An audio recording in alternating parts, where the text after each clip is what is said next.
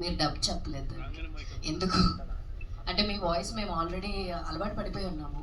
So language slang వల్లనా లేకపోతే దేని వల్ల మీరు డబ్బింగ్ చెప్పడం ఎందుకు అవ్వలేదు? ఐ థింక్ ఈ క్వశ్చన్కి మా డైరెక్టర్ ఆన్సర్ చేస్తే బెటర్ అంటే అండి.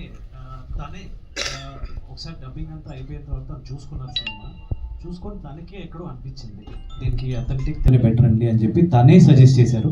సో అందుకని ఆ డిసిషన్ తీసుకున్నామండి. Thank you. కాన్సన్ట్రేషన్ స్లాంగ్ మీదకి వెళ్ళకూడదు, స్టోరీ మీద ఉండాలి అనే ఉద్దేశం.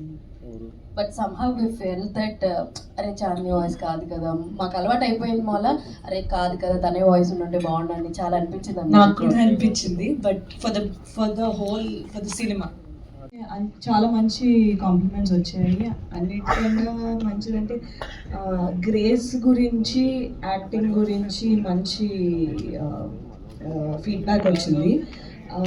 నాకు అది ఎందుకు ఇంపార్టెంట్ అంటే నా లాంటి artist especially as a Telugu actor ప్రతి సినిమాతో నేను ప్రూవ్ చేసుకోవాలి.